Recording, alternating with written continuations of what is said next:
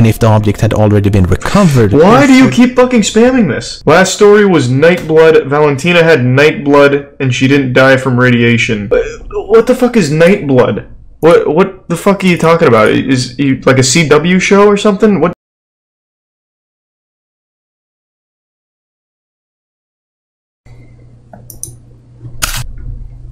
Thanks for the gift sub, King Sloth. Yep, very familiar, Papa. Sure, Johnny. In early 1959, a group of hikers decided to head out on an expedition across a mountainous region of Western Soviet Union. The group consisted of 9 experienced men and women greatly familiar. For the record, new information about Dyatlov has surfaced over the last few months. Would prove to be their last.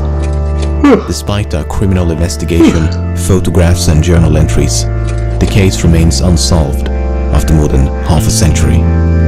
This is the case of Dyatlov Pass. Hey, thanks for the 5 gift subs, Spicy Meat. Fucking tier 3 and gift subs, man. Thank you.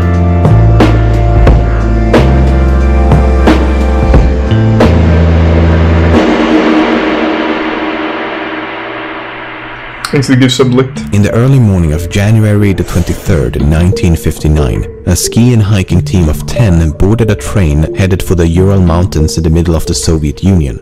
The group consisted of 8 men and 2 women, hey, Big T's, hope you're doing well. Dyatlov as the group's leader. As the train slowly advanced deep into the mountainous Siberian taiga, the group diary received a final entry. I wonder what awaits us on this hike. Will anything new happen? Oh, over the next few days, the group continued to alternate between modes of transportation. Red Rockstar. First a bus, then a truck, then a horse and sleigh, and eventually they proceed on foot and skis. On January the 28th, one of the hikers named Yuri Yudin had begun to feel quite ill and eventually decided to head back, while the remaining group of 9 continued as planned. These photos were taken just before they parted ways, and it would be the last time he saw his friends alive. The group resumed their expedition across the snow-covered outback and documented everything of note using diaries as well as multiple cameras. Recovered photos and journal entries suggest that the trek progressed as one would expect, with no unforeseen complications. Just lots of snow, bitter cold, and an increasingly arduous landscape. On February the 1st, they reached the foot of a mountain known to the indigenous Mansi population as Dead Mountain. They spend the better part of the day progressing up the slope and eventually decide to set up camp only a few hundred meters from the peak. Thanks for 5 gift subs, Extinct. These are some of the last photos recovered from the cameras, and the last sentence of the final entry reads, "It is difficult to imagine such a comfort on the ridge, with shrill, howling wind, hundreds of kilometers away from human settlements."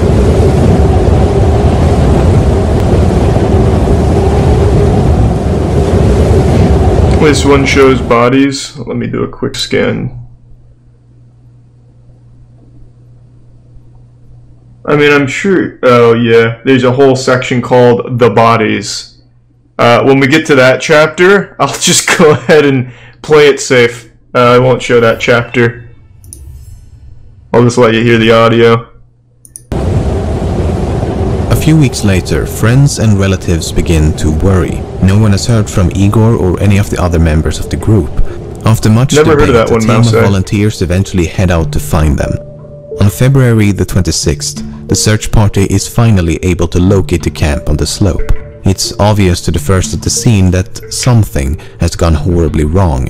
The tent is in scrambles, covered by a thin coat of snow. The hikers' belongings and equipment was found orderly placed inside the tent, but the tent itself had been slashed open with a knife from the inside.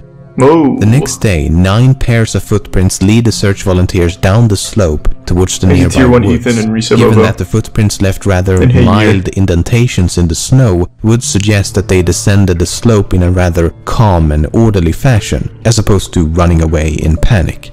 The footprints could be tracked for about half a kilometer from the tent until the trail was completely covered by snow. So they continued in the direction of the trail and under a large cedar tree at the edge of the forest, next to the remains of an improvised campfire, they found the frozen bodies Alright, let's just not take any chances. Of Yuri Doroshenko and Yuri Krivonoshenko.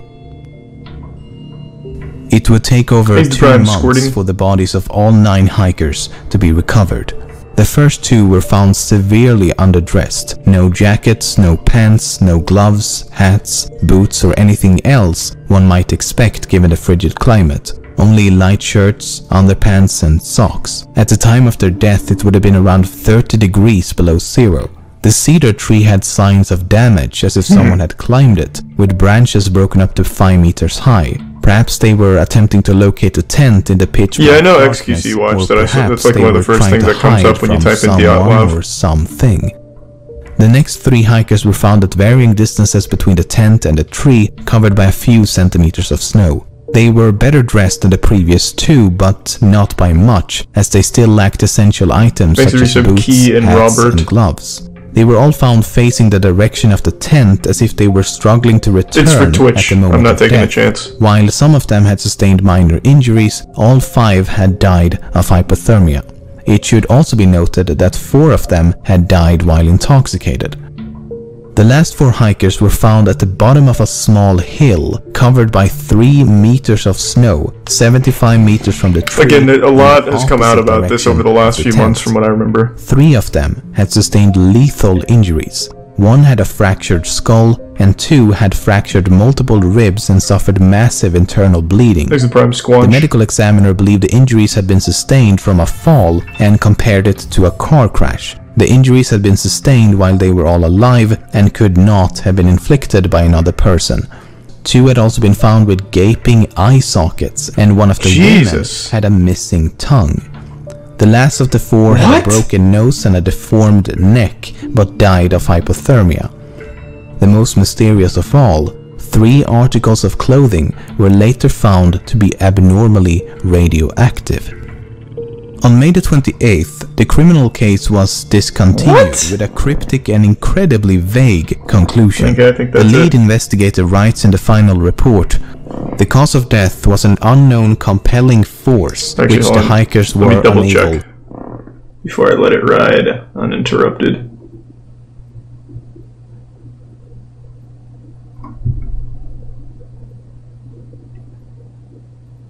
Yeah, it seems to be the only time they show the bodies. Next is just campsites and stuff. Real quick though, again, I'm gonna double check, but I'm pretty sure there was a huge Dyatlov Pass breakthrough recently. Yeah. I remember it was kind of big on Reddit, so that was a couple months ago. Yeah, I believe, I won't spoil it. Well, this kind of spoils it. But yeah, you know. To overcome. Not exactly the most satisfying answer and barely a conclusion at all. So, just in case the Galactic Empire had nothing to do with the death of the hikers, is it possible to explain some of the more enigmatic details in a less vague yet credible fashion? Let's give it a shot. The fact that Dubinina was missing her tongue has been taken way out of proportion. Some say that it was cut off or ripped out while she was still alive. Others say it was eaten by scavengers after death, while some even claim the tongue was later found somewhere else. But I've read the medical reports and this is what it says. The diaphragm of the mouth and the tongue is missing. That's it. There's nothing about cutting or ripping or anything. I don't know how or where it began, but there seems to be an exaggerated importance placed on this missing tongue, while in reality, it's a rather minor detail. At least the medical examiner believed it to be a minor detail, otherwise he would likely have elaborated further. For example, the same section of the same report states, "Gaping orbits, the eyeballs are absent." Equally mysterious, right? Well, no, because the medical examiner does provide an explanation for both. Soft tissue injuries to the head are post-mortem changes to Dubinina's corpse, which was recently exposed to water prior to detection. He even adds putrefaction and decomposition in parentheses to clarify exactly what he means. And this was not even exclusive to Dubinina, as the 4 last bodies were all damaged due to the melting snow. Now, some claim that her tongue must have been removed while she was still alive. But can we really rule out Sasquatch? Pointed to the fact that she had about 100 grams of blood in her stomach. But that's not exactly true either. The relevant portion of the forensic examination reads, the stomach contained up to 100 cubic centimeters of a dark red, slimy mass. That's about 10 centiliters of something, most likely food, mixed with something red, most likely blood. So we don't know how much blood was in her stomach, just that there was blood in her stomach. Which isn't that strange, given that she was suffering from massive internal bleeding. One of the most mysterious aspects of this case is that 3 separate articles of clothing discovered on 2 of the bodies were found to be radioactive, which does indeed sound a bit mysterious, but you have to keep in mind that almost everything is slightly radioactive. So we need more details. True. The radiological studies claim that under normal circumstances, an area of 150 square centimeters should not exceed 5,000 disintegrations. Everything is radioactive, literally everything. Only 3 articles of clothing exceeded or equaled that limit at 5,000 They were fucking nuked. Yeah, that's probably what it was. And 9,900 dpm. The only explanation given in the report is that the clothes were contaminated as radioactive dust fell from the atmosphere, or the clothes were susceptible to contamination when in contact with radioactive substances. In other words, they were unable to determine exactly how the clothes were contaminated, but it's not unrealistic to believe it to be a result of natural processes. Not really before we made nukes, FYI. It wasn't due to the elements. There may Bro, be you're just outright wrong. Wait, what? Kolevatov had previously worked at a facility developing nukes made radiation? Materials, and Krivonoshenko had previously worked at a top-secret plutonium production plant for nuclear weapons, and the 3 articles of radioactive clothing belonged to Kolevatov and Krivonoshenko.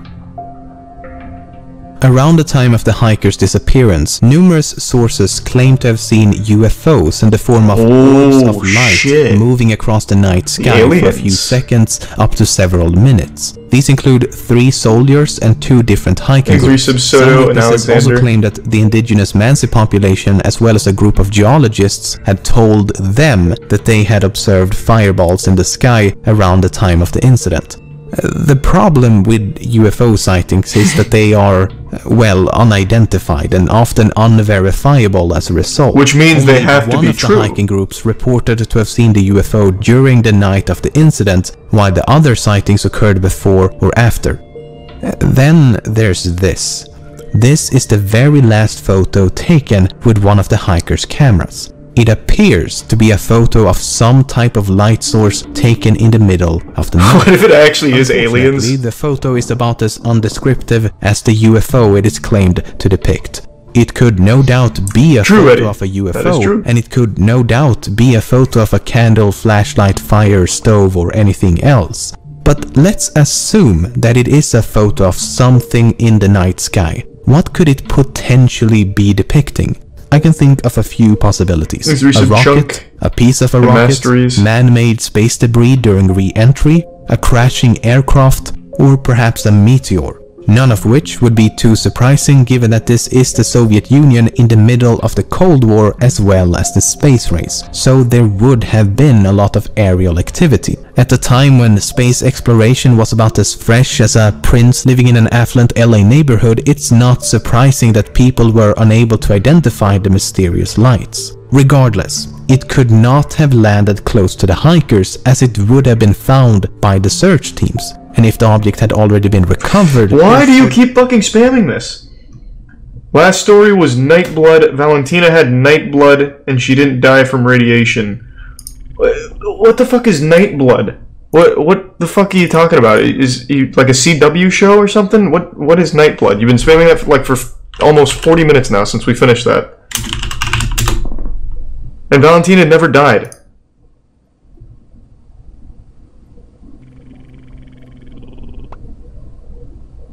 It's actually fanfic. You have been spamming about fanfic. Is this your fanfic?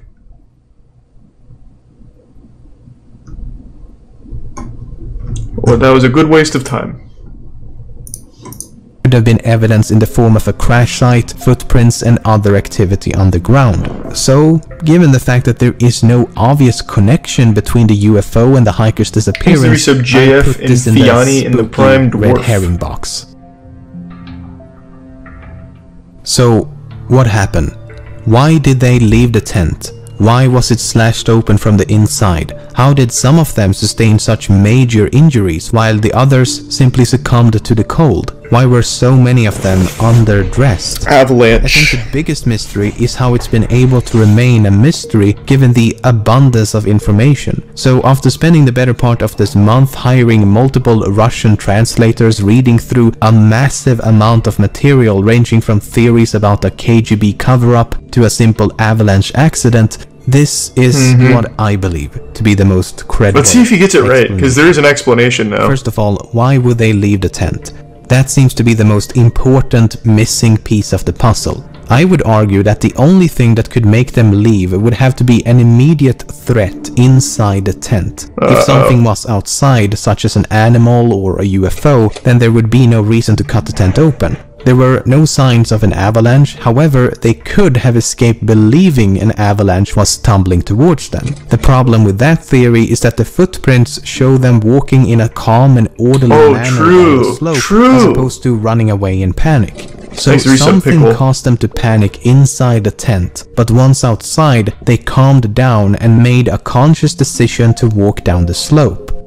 Now, take a look at this photo. The pipe sticking out of the tent entrance is the exhaust pipe of the internal stove. This was a completely unique and homemade design, as the leader of the group had built the stove himself. We know they had used the stove on the night of the incident before the incident took place, as partially eaten pieces of fried ham and bacon were found inside the tent. I think that after disassembling the stove and removing the exhaust pipe, the embers inside the stove were accidentally reignited. As the exhaust pipe had been removed, the smoke would have filled the tent in seconds. As they attempted to get control of the flame, they cut a few holes at the top of the tent to vent the smoke. Damn, this guy's a genius! And it became increasingly difficult to breathe. The side of the tent was slashed open and they all escaped in a state of panic. There's even more evidence to support this theory. Several members of the group were found with burn marks on both their bodies and hold on, just in case they show bodies, not gonna risk it. Which could definitely have been a result of the improvised fire under the tree, or perhaps a scalding hot metal stove. Some of them were also found with blood around their mouth, and coughing up blood could be a symptom of smoke inhalation. Then there's this photo, taken the day before the incident. The jacket has obviously been burned, but the question is how? It's possible that sparks from the stove had accidentally set the jacket aflame. Okay, so they make it outside and quickly realize what a terrible situation they're in. Sub-zero temperatures, no shelter, underdressed, in the middle of a snowstorm, in the middle of the night, in the middle of nowhere. At this point, I think one or more of them made a decision to head for the nearest shelter, which they would have known to be the woods. The reasoning behind this decision is likely multifaceted. The smoke from the tent could have made it impossible to stay within its proximity, and/or the smoke may have caused them to believe that the tent was on fire. Some of them were intoxicated, which could have affected their judgment as well as their sensibility to the cold. And they may also have believed to be closer to the woods than they actually were. So they finally reached the woods and immediately set out to make a fire. Some climbed a tree and scavenged the surrounding area, while those who are more properly dressed head a bit deeper into the woods. About 75 meters from the tree, 4 of them trigger a minor avalanche, taking them over the edge of a ravine with a drop of about 3 meters. As the bottom is filled with rocks and ice, they sustain lethal injuries. 3 of the other 5 hikers decide to head back for the tent, while the remaining 2 slowly freeze to death around a fading flame.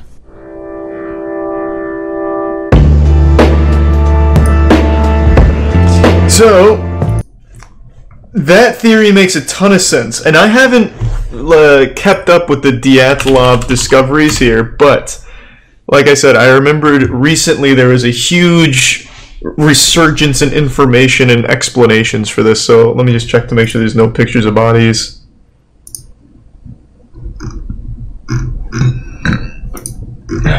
Just ripped some good ass in case you heard that. Okay, this looks good.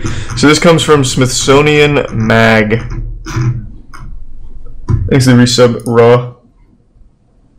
Can't say I've done that before, dried pickle. Thanks to the resub bravo. Alright, let's see.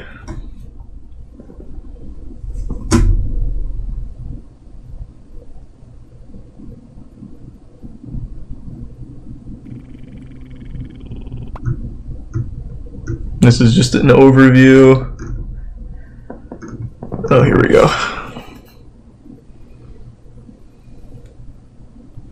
An abominable snowman attack. That seems like a cool theory.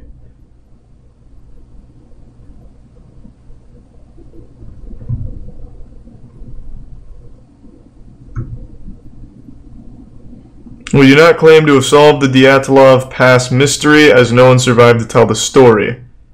That's just what a man who solved the mystery would say, being very coy. But we show the plausibility of the avalanche hypothesis.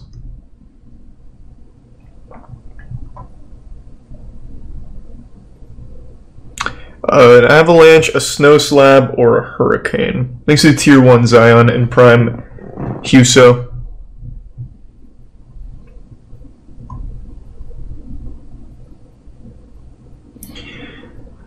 Official findings suggested a torrent of snow slabs or blocky chunks surprised the sleeping victims and pushed them to seek shelter at a nearby ridge. Unable to see more than 50 feet ahead, the hikers froze to death as they attempted to make their way back to their tent.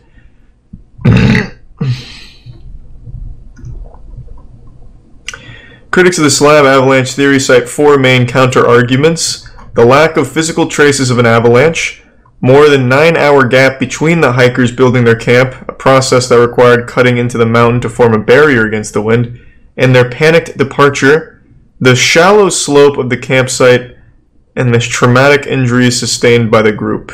Asphyxiation is more common cause of death for avalanche victims.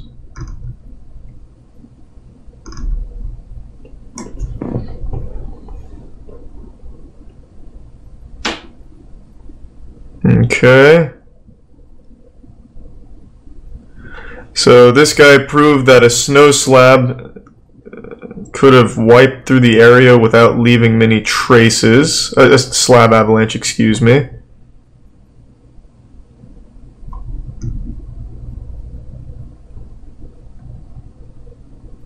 Alright.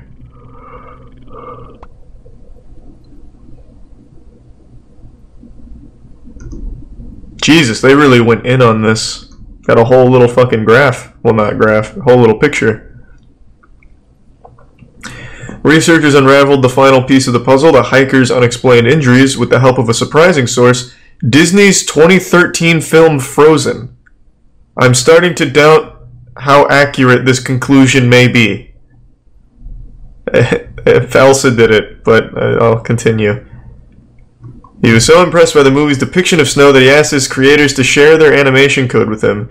This simulation tool, coupled with data from cadaver tests conducted by General Motors in 1970 to determine what would happen to the human body when struck at different speeds, enabled the pair to show that heavy blocks of solid snow could have landed on the hikers as they slept, crushing their bones and causing injuries not typically associated with avalanches. If this was the case, the pair posits those who had sustained less serious blows likely dragged their injured companions out of the tent in the hopes of saving their lives. Okay. Next to resub remark.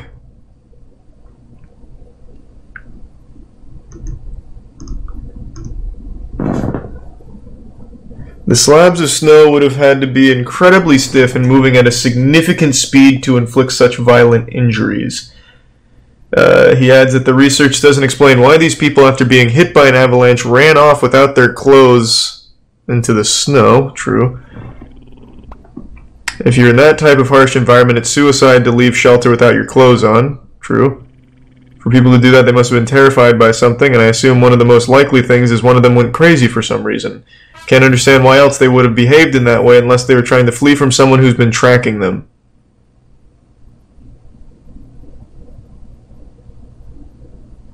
I mean, yeah.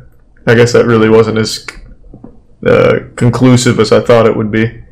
Exit Prime, Darko, and Resub Prime.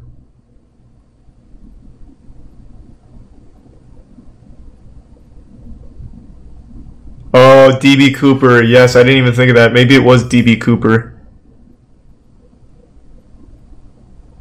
Don't know if I've seen that one yet either, R. To be honest, Lamino's theory actually sounds more plausible. This, I'm doubting that one now.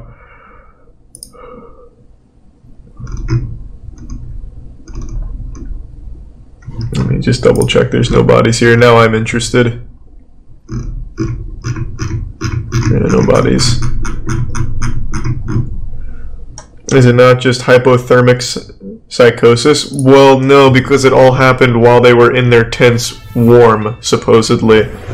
They cut out of the tent and all took off into the night. They wouldn't be suffering from hypothermia inside with a stove and clothing and everything. That really wouldn't add up.